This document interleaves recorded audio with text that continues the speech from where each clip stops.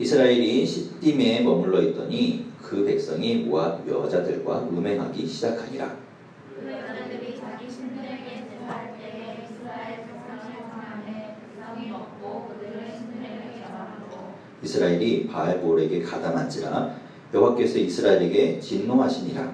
여호와께서 모세에게 이르시되 백성의 수령들을 잡아 태양을 향하여 여호와 앞에 명령하여 달라. 그리하면 여호와의 진노가 이스라엘에서 떠나니라. 모세가 이스라엘 재판관들에게 이르되 너희는 각각 바알볼에게 가담한 사람들을 죽이라 하니라. 이스라엘 자손의 온 회중이 회망문에서 올 때 이스라엘 자손 사람이 모세와 온 회중에게 앞에 유병하는 열매들을 먹이고 그의 형제를 얻니라. 제사장 아론의 손자 엘르아살의 아들 비느하스가 보고 회중 가운데서 일어나 손에 창을 들고 그 이스라엘 남자를 따라 그의 박사에 들어가 이스라엘 왕자와 여인의 배를 꿰뚫어서 돌출하며 죽이니 연병이 이스라엘 자손에게서 그쳤더라. 그 연병으로 죽은 자가 24,000명이 없더라.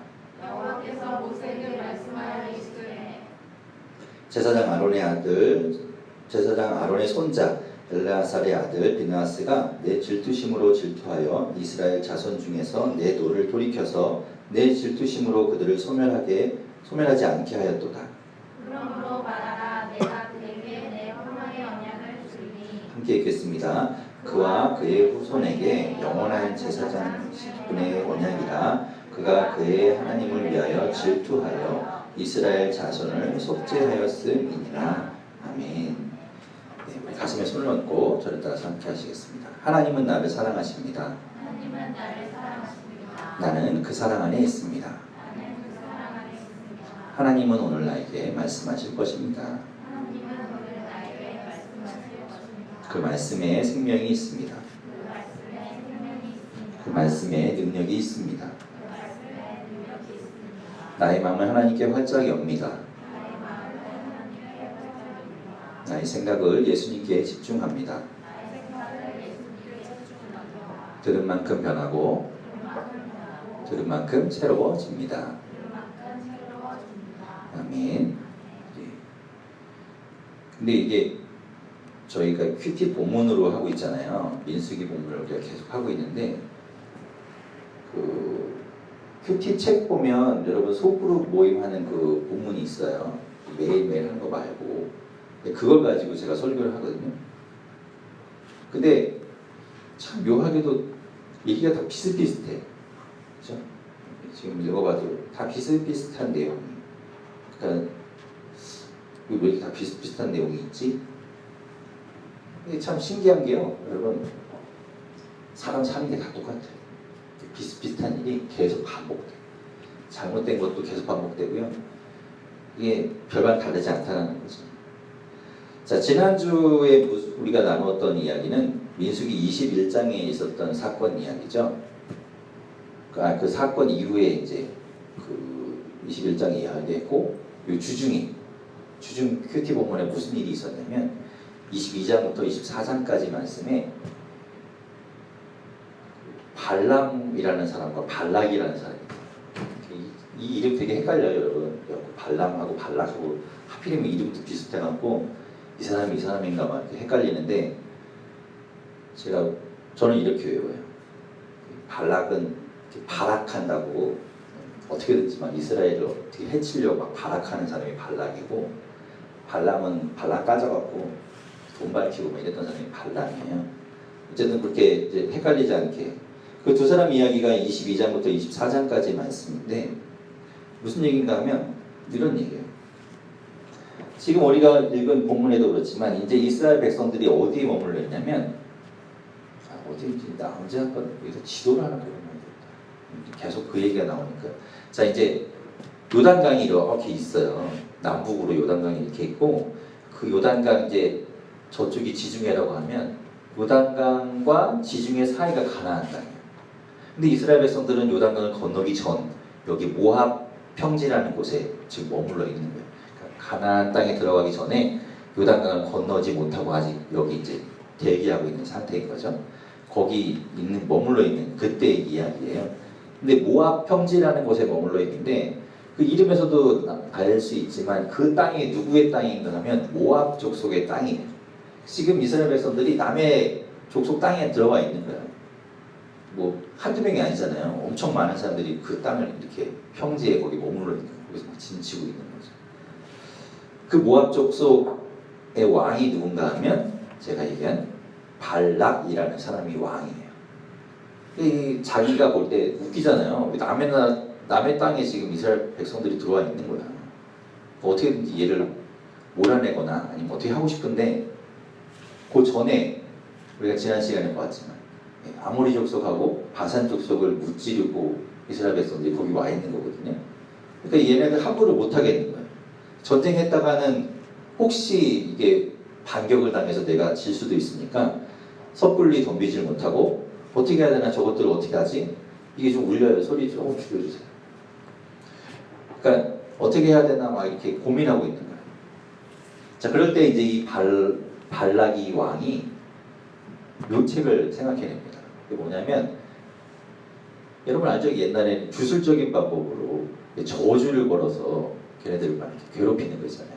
그걸 해야 되겠다. 그래서 쫓아내야겠다라고 생각을 하는 거예요. 그래서 모압 땅에 주술사 한 명이 이제 유명한 사람이 살고 있었어요. 그 사람 이름이 발람이에요.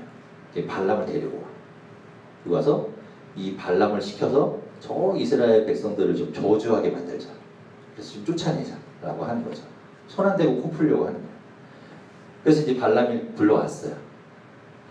와서 이제 주술을 하도록 하려는 거예요. 여러분 그 영화 같은 거 보면 알잖아요. 이렇게 지푸라기로 사람 만들어갖고 바늘로 콕 찌르면 왜 이러지? 근데 알고 보면 막 인형 옆구리를 막 이렇게 찌르고 있는 그런 걸로 해갖고 쫓아내려고 하는 거죠. 근데 이 발람이라는 사람이 오는 이야기 자체도 여러분이 혹시 큐티 하면서 읽어봤는지 모르지만 여러 가지 우여곡절이 있어요. 이렇게 발락한테 가기까지의 과정이 여러 가지 복잡한 이야기 있어요. 그 중에 하나가 나귀 타고 가다가 나귀가 말하는 장면이 나오거든요. 성경에 보면 동물이 말하는 장면이 3개인가 있어요. 그 중에 하나가 이 나귀 타고 가는 나귀가 말을 해요. 오죽 답답하면 나귀가 말을 하겠어. 어쨌든 그런 장면도 나와요. 여러분 궁금하시면 퀴즈쇼를 보십시오. 자, 그래서 이제 결국은 발람이 발락한테 와요. 그래서 발락이 시켜요. 자, 내가 너에게 제사 드릴 수 있도록 내가 모든 지원을 아끼지 않으마. 그리고 만약에 네가 성공하면 성공 수당을 내가 두둑히 주마. 그래서 이제 저주를 걸도록 막 하려는 거예요. 근데 이 발람은 그럴 수가 없어요. 하나님이 오는 과정 가운데 이야기하셨거든요. 가면 너는 이스라엘을 축복해야 된다. 이렇게 이야기를 했기 때문에 그러지 못하고 와서 저주를 하라고 했는데 반대로 축복의 말을 막 해요. 그걸 3번 해요. 그런 이야기가 이제 24장까지의 이야기예요. 그렇게 이제 원래 저주를 하고 싶었으나 축복으로 되돌려서 이렇게 바뀌게 되는 이야기. 그래서 발락이 포기합니다. 얘네들은 어떻게 안 되나 보다라고 포기하고 결국 발람과 발락은 헤어져서 각자의 자리로 돌아갔다라는 게 우리가 읽은 바로 앞절인 민수기 24장 25절의 이야기예요. 거기 뭐라고 되어 있냐면 발람이 일어나 자기 곳으로 돌아가고 발락도 자기 길로 갔더라. 헤어졌어요. 이제 결국은 안 되는구나. 얘네는 어떻게 안 되는구나라고 하고 포기하고 각자의 길로 갔다는 거예요. 자, 그리고 나서 이제 25장에 들어오면 요상한 사건이 하나가 터져요. 무슨 얘기냐면 발람이라는 사람이 주술적인 방법으로 기본은 발락이니까 발락이 주술적인 방법으로 발람을 통해서 이렇게 막 저주를 걸고 싶었으나 하나님이 이스라엘 백성을 보호하는 거예요. 그러니까 이게 주술이 안 먹히는 거죠. 그러니까 저주가 오히려 축복이 되었어요. 그러니까 그런 이스라엘 백성인데 25장에 넘어오면 얘네가 좀 이상한 짓을 해요. 그래서 이 외적으로 어떻게 공격을 하려고 하는데 그게 안 되는데 내부적으로 얘네 스스로 뭔가 막 문제를 만드는 거예요. 그게 이제 25장의 이야기예요. 그게 무슨 얘기인가 하면 모압 족속의 여자들하고 막 남자들이 어울리기 시작해요. 그래서 막 음행을 저지르요. 이때 당시 여기 이 가나안 족속들의 이 바알볼이라고 하는 이 바알을 섬기는 이 제사의 형태가 굳이 제가 그런 거를 적나라하게 이야기할 필요는 없지만 제사 이렇게 왜 이스라엘 백성들은 제사할 때 레위기를 통해서 여러분 봤지만 소나 양이나 뭐 비둘기 잡아갖고 이렇게 죽여서 태우고 막 이랬잖아요. 그걸로 끝인데 이 바알을 향해서 제사하는 건 그렇지 않았어요. 그래서 거기서 끝나는 것이 아니라 이 바알이라는 게 농사의 신이었기 때문에 풍요를 기원하면서 이제 여러 가지 뭐 잡다한 행위들을 하는 거죠. 제가 여러분한테 하긴 좀 그런 이야기들을 막 하는 거예요. 거기서 그게 이제 일종의 제사 형태였던 거예요. 그래서 지금 이제 여자들이라고 나오지만 거기 이 제사 드리는 이 성전 나름대로의 그 바알을 섬기는 그 성전에는 창기들이 살고 있었어요. 그 제사를 섬기는 그 제사뿐만 아니라 그 제사 이후에 벌어지는 일에 대해서 담당하는 창기들이 거기에 살고 있었던 거예요. 그리고 이제 거기에 제사한다는 이야기는 그 창기들과 같이 어울린다는 그런 이야기가 됐던 거죠. 이스라엘 백성들이 이제 여자들과 어울리기 시작하는 거예요. 그러면서 음행하기 시작하고 결국은 그 바알의 제사에 동참하게 돼요. 그런 이야기들이 이제 나오기 시작하는 겁니다. 그게 1절부터 3절까지 이야기예요. 자, 1절부터 3절까지 다시 한번 읽어볼게요. 무슨 이야기입니다. 먼저 읽어보겠습니다. 1절부터 3절. 자, 시작. 이스라엘이 시딤에 머물러 있더니 그 백성이 모압 여자들과 음행하기 시작하니라. 그 여자들이 자기 신들에게 제사할 때에 이스라엘 백성을 청함에 백성이 먹고 그들의 신들에게 절함으로 이스라엘이 바알볼에게 가담한지라 여호와께서 이스라엘에게 진노하시리라. 이게 어떤 육적인 간음뿐만 아니라 지금 얘기 나오죠. 그들의 신들에게 제사할 때 그들도 같이 절하고 거기에 가담했다라고 이야기해요. 그러니까 영과 육이 다 음행을 저지르고 간음을 하게 된 이야기입니다. 성경에 보면 이제 간음이라는 이제 여러 가지 표현들이 나오는데 그거는 실제적인 어떤 육체적인 간음뿐만 아니라 영적인 간음도 포함이 돼요. 그러니까 하나님이 이제 우리의 신이고 우리가 믿는 그 절대 하나님인데 그분 말고 다른 신에게 가서 이렇게 마치 바람을 피는 것처럼 그런 거를 간음이라고 표현하는 거죠. 그것 때문에 하나님의 진노를 샀다라고 3절에 이야기해요. 발락 왕이 발람을 시켜서 아무리 애를 써도 그러니까 세 번의 제사 이렇게 거창하게 해놓고서는 막 저주를 퍼부으려고 해도 안 되던 그 일이 아주 손쉽게 뜻하지 않은 방법으로 이루어진 겁니다. 우리는 오늘 이 사건을 통해서 간략하게 간단하게 세 가지를 이야기할 거예요. 근데 그 세 가지 여러분 잘 기억해야 돼요. 첫 번째 이야기는 뭔가 하면 정작 중요한 문제는 외적으로 다가오는 어떤 외부적인 환경뿐만 아니라 정작 중요한 문제는 바로 내부적인 문제에서부터 비롯된다는 그런 이야기를 보여줍니다. 밖에서 들어오는 문제는 오히려 우리가 방어해요. 잘 막어. 스스로 잘 이렇게 막으려고 하는데 내 안에서부터 시작되는 문제에 대해서는 허술하게 대처하는 경우가 되게 많은 거죠. 처음부터 자 보십시오. 그게 이제 내 욕망, 내 욕심과 맞물려서 이렇게 이루어지면 우리가 쉽게 금방 넘어간다는 거예요. 처음부터 이방 신에게 절하자고 여자들이 와서 그랬으면 아마 이스라엘 백성들은 경계했을 거예요. 아니 그러면 안 되는데 내가 하나님만 섬기라고 우리 공동체는 다 그렇게 돼 있어. 난 그리스도인이야. 나 우리 교회 다니는데 이러면서 경계했겠죠. 그런데 그게 아니에요. 처음부터 뭘로 접근하냐면 그냥 여자들과 어울리는 걸로. 그러니까 남자들 입장에서 보면 새로운 여자 맨날 보던 애 말고 새로운 예쁜 여자들이 와서 이렇게 놀자고 하니 그냥 훌떡 넘어가겠죠.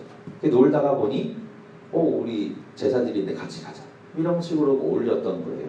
그러니까 처음에 들어오는 방법 자체가 좀 달랐죠. 교묘하고 우회적인 방법을 사용했던 거예요.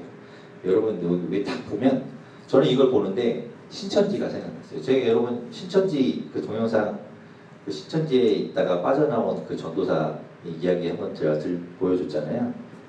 방법이 되게 교묘하죠. 처음부터 이렇게 내가 신천지다라고 이야기하면서 여러분 뭐 이렇게 와서 얘기하지 않아요. 처음에는 전혀 그런 게 아니라 막 설문조사니 뭐 하자고 하니 이러면서 처음에 접근해갖고 그러고 나서 점점 알고 났더니 나중에 신천지였다라 이렇게 되는 거잖아요.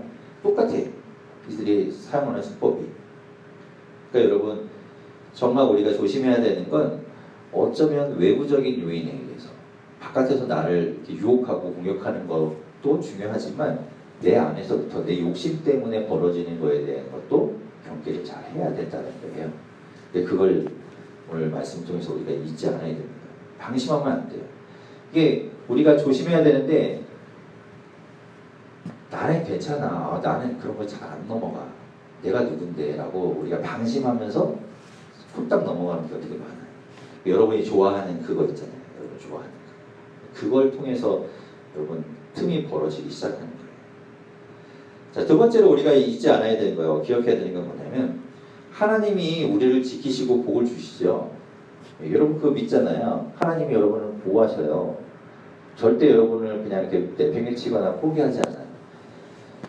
그래서 이스라엘 백성들한테 그 발락의 계략이 통하지 않았어요. 하나님이 지켜주셨거든요. 그러니까 저주가 축복으로 바뀌는 일이 막 생겼던 거죠. 그런데 아무리 하나님이 보호하시고 하나님이 함께 하신다고 해도 내가 하나님과의 관계를 제대로 하지 못하면 그 관계가 올바르게 되어 있지 않으면 아무 소용이 없다는 거예요. 하나님이 여러분을 지키십니다. 하나님이 여러분 절대 포기하지 않아요. 그런데 여러분 자체가 하나님과의 관계를 맺지 못하고 있으면 하나님이 주시는 그 보호하심과 그 축복의 모든 약속과 이런 것들이 아무 소용이 없어요. 끝인 거예요. 하나님은 전지전능하시죠. 강하시죠. 그리고 강하고 그 크신 팔로 여러분을 꽉 붙들고 있는데 여러분이 그걸 뿌리치고 다른 데로 가면 소용이 없는 거예요. 그 팔의 힘이 여러분한테 미치지 못하는 거죠. 우리가 다른 것에 눈을 돌리고 다른 것에 마음을 두면서 하나님과의 관계를 깨트리면 그 순간부터 하나님이 주시는 그 모든 것들이 우리에게 아무 소용이 없어지는 겁니다. 여러분 그러니까 하나님의 보호하심을 저는 여러분이 많이 누렸으면 좋겠어요. 매일 누렸으면 좋겠고 매 순간마다 누렸으면 좋겠어요. 네, 그러려면 하나님과의 관계가 잘 맺어져 있어야 돼요. 하나님 여러분을 보호하시고 주시려고 복을 쌓아놓고 있는데 여러분이 그걸 받을 마음이 안 돼 있으면 못 받는 거거든요. 자, 세 번째 그러면 또 뭘 알아야 된다면 세 번째 지금까지 우리가 매주 보고 있는데 참 신기하죠? 공동체가 잘못해서 죽잖아요. 막 벌을 받고 막 죽어나가는 사람들이. 그런데 그 공동체를 살리는 사람이 한 사람이 그 공동체를 살립니다. 신기하죠? 하나님이 한 사람 통해서 일해요. 오늘도 마찬가지입니다. 오늘 이렇게 막 여러 사람들이 막 벌을 받고 있는 하나님의 진노를 통해서 막 그러고 있는데 그 모든 상황을 강 건너 불구경하듯이 쳐다보고 있고 반발하지 않고 거기에 뛰어드는 사람이 한 사람 등장합니다. 그 사람의 이름이 바로 비느하스죠. 하나님은 그런 사람을 찾고 있는 거예요. 하나님은 한 사람을 찾고 있어요. 의인 한 사람. 아브라함이 그 조카 롯하고 헤어져갖고 조카 롯이 이제 소돔성으로 갔고 아브라함이 있을 때 그때 누군가 찾아오죠. 그래서 잘 대접해요. 어디 가십니까? 소돔성에 갔대. 거기 왜 가십니까? 소돔성에 지금 죄악이 너무 관영하기 때문에 꽉 차 있기 때문에 저기를 조사하러 간다. 그리고 내가 그곳을 벌하리라. 아브라함이 이야기해요. 거기에 만약에 그 소돔성에 그 소돔이라는 도시에 의인이 살고 있다면 그 의인도 같이 벌을 받는 거 아닙니까? 그건 좀 너무하지 않습니까? 그 의인도 같이 벌하시려 합니다. 그런데 하나님이 뭐라고 얘기하냐면 거기에 만약에 의인이 있다면 벌하지 않겠다는 거예요. 아브라함이 이야기죠. 50명 있습니다. 50명 있으면 내가 벌하지 않으면 점점 내려가요. 결국엔 한 사람이 없는 거예요. 한 사람. 그 소돔성을 안에 소돔이라는 도시 안에 의인 한 사람이 없기 때문에 결국 그 도시가 하나님의 진노를 피할 수 없게 되는 겁니다. 한 사람이 중요해요. 우리가 여태까지 보았던 이야기에서는 모세도 있었고 아론도 있었죠. 이 모압 평지에서 등장한 비느하스. 이 비느하스는 아론의 손자라고 이야기해요. 이 손자가 창을 들고 하나님의 마음으로 하나님의 진노를 가지고 나아가 그들을 벌합니다. 그러자 하나님이 진노가 멈추었다라고 이야기해요. 오늘 한 사람의 그 마음이 하나님의 마음과 딱 맞아 떨어져서 하나님의 마음으로 움직이면 그 공동체가 사는 거예요. 그 사람만 사는 게 아니라 그 사람 때문에 그 공동체가 살아요. 이게 놀라운 일이죠. 누누이 제가 계속해서 보고 있듯이, 그래서 여러분에게 이야기하지만 여러분이 그 한 사람이 돼야 돼요. 여러분 가정을 살리는 그 사람, 여러분의 직장을 살리는 사람, 여러분이 속한 그 공동체를 살리는 그 한 사람이 돼야 된다는 거예요. 근데 그걸 누가 하는가? 하나님과의 관계가 잘 맺어 있는 사람이 하는 거예요. 기도를 무슨 거죠?